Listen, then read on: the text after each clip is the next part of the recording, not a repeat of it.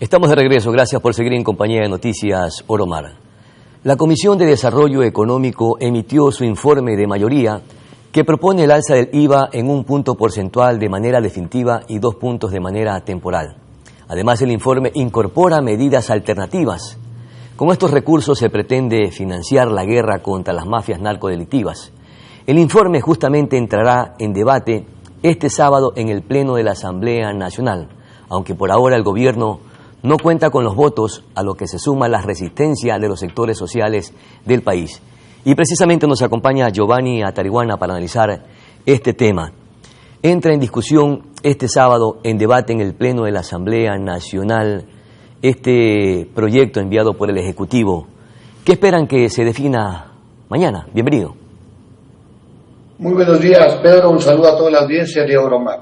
Desde Unidad Popular compartimos el rechazo que la mayoría de la población ecuatoriana tiene a una elevación del IVA, que es realmente inconveniente, que empobrecerá a millones de hogares ecuatorianos porque subirán fundamentalmente los elementos esenciales del costo de la vida. Son 208 productos que sufrirán una elevación con esta subida del impuesto. Estamos hablando de la ropa, de los zapatos, de efectivamente de los útiles escolares, la propia gasolina y el diésel. Con lo cual, el costo de la vida en condiciones de pobreza, de desempleo, afectará a los ecuatorianos. Nosotros, con nuestra representación en la Asamblea, vamos a participar en el debate.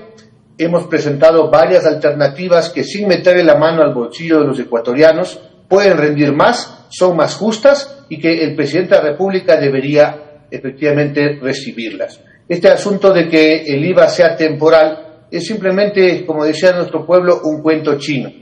Efectivamente nos plantean subir al 15% hasta el año 2026. Es decir, ¿quién cree en el Ecuador que una vez que los precios suban, luego de que pasara este proyecto, luego de 3 años las cosas van a bajar de precio? No, el garrotazo habrá sido dado al pueblo ecuatoriano. Nosotros le decimos al presidente Noboa que se ponga la camiseta, que efectivamente comience a cobrar los impuestos a los evasores y morosos. Empiece, presidente, por la corporación Noboa, que le debe cerca de 90 millones de dólares al Estado ecuatoriano, es decir, al pueblo del Ecuador. Mi querido Giovanni Atariguana, pero al parecer, o de acuerdo a lo que se ha anunciado por parte de la asambleísta Centeno, el presidente está cediendo, está siendo un poco más flexible. A pesar de aquello, ¿ustedes de la misma manera se opondrían al alza del IVA? Esa flexibilidad es simplemente pantalla, porque aparentemente recoge algunas propuestas que Comunidad Popular y otros sectores se han planteado. El que paguen más la banca privada, los grandes empresarios, es positivo. Que se suba el monto del impuesto a la salida de divisas para recaudar 500 millones de dólares, es positivo. Pero evidentemente son alternativas para no dar este garrotazo que significa el IVA. El presidente de la República está encaprichado, en realidad está siguiendo a pie juntillas la receta del Fondo Monetario. Subir el IVA, reiteramos nosotros, es un golpe que es realmente contundente en la economía de los ecuatorianos, de las familias pobres. En este Ecuador hay 5 millones de compatriotas que sobreviven con apenas $3 al día. Esa es la realidad. Apenas 2 de cada 3 ecuatorianos en capacidad de trabajar tienen empleo digno, ganan el salario básico. La canasta básica en ciudades como Manta supera los $800, en Quito y Guayaquil de forma idéntica. Entonces, el IVA, además de empobrecer a gran parte de la población, obviamente va a plantearnos una mayor recesión económica, porque la gente va a comprar menos, los comerciantes venderán menos, la economía se contrae y por tanto no habrá un crecimiento económico y no superaremos el desempleo. Es una medida inconveniente, es una medida antipopular y por tanto lo que debería hacer la Asamblea Nacional, nosotros Comunidad Popular lo vamos a proponer, es que no hay otra salida efectivamente por archivar este proyecto. Si las fuerzas políticas que dicen que están contra el IVA, que están del lado del pueblo, como Revolución Ciudadana o el Partido Social Cristiano, son coherentes, deberían archivar. No cabe jugar a que haya un veto del presidente para imponer finalmente el IVA, o peor aún, que pase por el Ministerio de la Ley. Ahora, eso sería una traición al pueblo. Claro. Ahora ustedes dicen que participarán directamente en esta discusión, en este debate, a través del Pleno de la Asamblea Nacional, para presentar medidas alternativas y que no se afecte al bolsillo de los ecuatorianos. Pero con estas medidas que ustedes proponen, ¿cree que se pueda recaudar de manera directa y rápida, como es a través de la vía del IVA, los recursos para financiar esta guerra? Primero que no solamente hay que financiar el conflicto, sino la inversión social. Vamos a ver cómo viene el presupuesto general del Estado por parte de Noboa, porque aquí necesitamos educación, trabajo, salud. Obviamente se requiere que los que más tienen más aporten, y de forma inmediata, por ejemplo, se puede subir la tarifa al impuesto a salida de divisas. Esos son 500 millones de dólares. El establecer un impuesto a las grandes fortunas, a las ganancias extraordinarias, de las 100 empresas más grandes, de la banca privada, son otros 500 millones de dólares, y no se van a empobrecer ni los banqueros ni los grandes empresarios.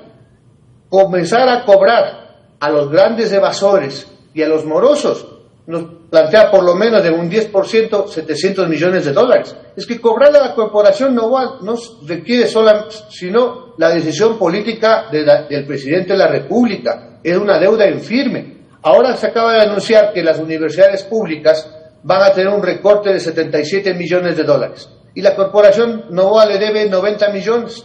Solamente cobrando a un gran moroso podemos financiar el futuro del país, entre otras cosas la seguridad. Y una medida que hay que poner en debate, mi estimado.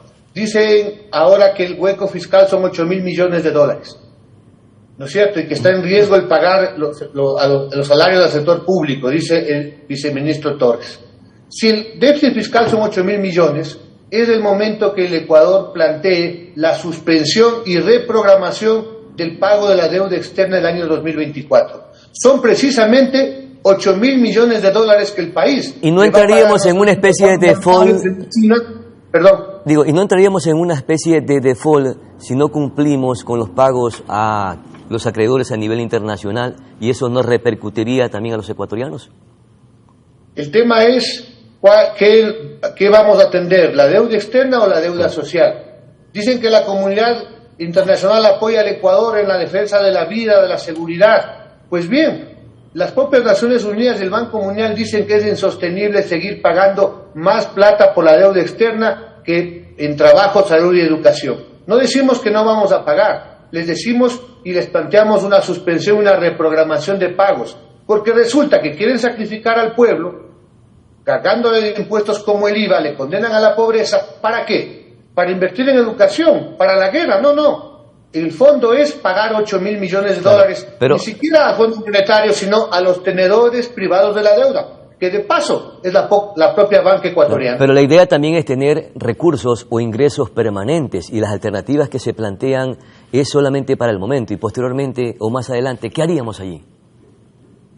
A ver, hay ingresos permanentes. El tema es que las grandes empresas que el año 2022 tuvieron ganancias, Pedro, de 5.400 millones de dólares al año, las petroleras, las mineras, las telefónicas, las farmacéuticas, los grandes comisariatos, por supuesto contribuyen como se debe. El que más tiene, más debe pagar. No es lo mismo Juan Figuave, que gana $300 con las justas, avanza de tomar a su familia, que ser Guillermo Lazo, que el año pasado ganó como dueño del Banco de Guayaquil, 121 millones de dólares. Aquí hay que hacer justicia distributiva. Es hora que la crisis, que la seguridad, la paguen los que más tienen.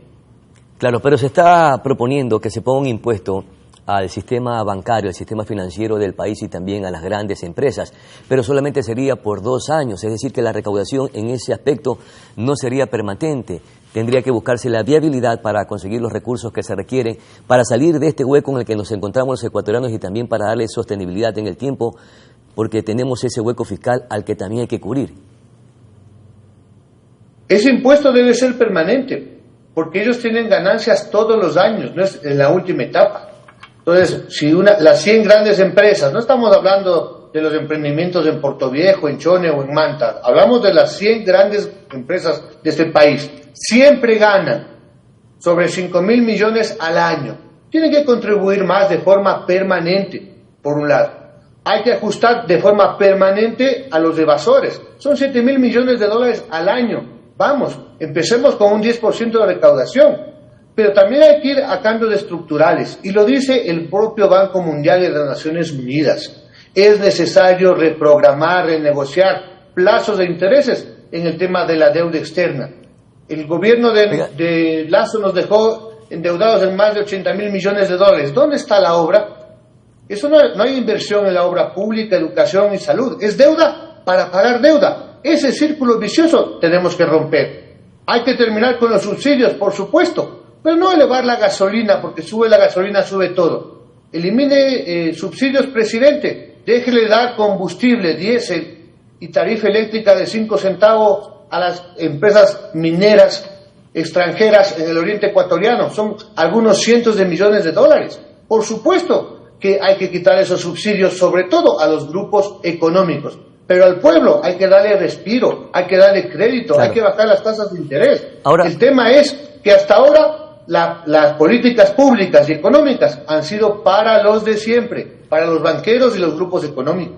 Ahora, si hilamos fino y vemos cuál es el escenario del país y las condiciones para recaudar dinero, para financiar la sostenibilidad del país y también esta guerra, vemos que de las tres aristas de la que se recauda dinero, la una es vía impuestos, a través del IVA, por ejemplo, para financiar lo que el presidente ha dicho, la guerra, y por otro lado, la exportación petrolera. Como dijo algún especialista petrolero en algún momento, el petróleo es el salario de los ecuatorianos. Sin embargo, por los dos lados se lo está bloqueando. El uno, se están oponiendo al alza del IVA, y por otro lado no se permite a que se mantenga por un tiempo más, un periodo más, el cierre del ITT para seguir produciendo petróleo y seguir teniendo recursos, nuevos dólares para el país, que es lo que necesitamos.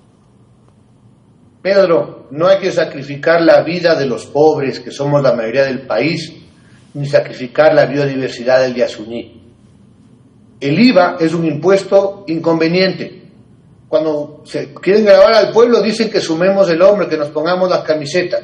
Cuando quieren grabar a la banca, a los grupos económicos dicen que no, que va a quebrar la economía y que pobrecitos. No, aquí el que más tiene más debe pagar. Y en el caso del Yasuní, el propio presidente Noboa hizo campaña. Usted recuerda el debate presidencial. Noboa decía que no es tan rentable, que las cifras que nos decían de 1.200 millones no son ciertas, y nos llamaba a votar sí. El pueblo ecuatoriano ya tomó posición. Hubo un debate y el pueblo ecuatoriano se ha pronunciado por la vida. ¿No es cierto? Alternativas. ¿Quiere moratoria el presidente de un año? Un año. Deje de pagar los intereses por lo menos de los bonos privados de la deuda. Alternativas, reitero, existen. El tema es que no hay voluntad política. Quieren, como siempre, que la cuerda se rompa por el lado más fino, que el pueblo ecuatoriano se siga ajustando los cinturones, mientras los grupos de poder siguen teniendo ganancias extraordinarias. Muy bien. Esto debe parar. Esos son los cambios que nosotros reclamamos. Muchísimas gracias, don Giovanni Atarihuana, por atender esta conversación con Noticias Oromar. Veamos a ver qué sucede en la Asamblea Nacional, si logra conseguir los 70 votos para aprobar este proyecto de ley, aunque la Revolución Ciudadana y el Partido Social Cristiano le han dicho que no van a apoyar el alza o el incremento del IVA. Sin embargo, tienen cifradas las esperanzas en los grupos, en los bloques independientes, así como también el rechazo de sectores sociales para incrementar este impuesto que definitivamente afectaría la economía y el bolsillo de los ecuatorianos. A nuestra pausa publicitaria, ya regresamos de inmediato con muchísima más información aquí en Noticias Oromar.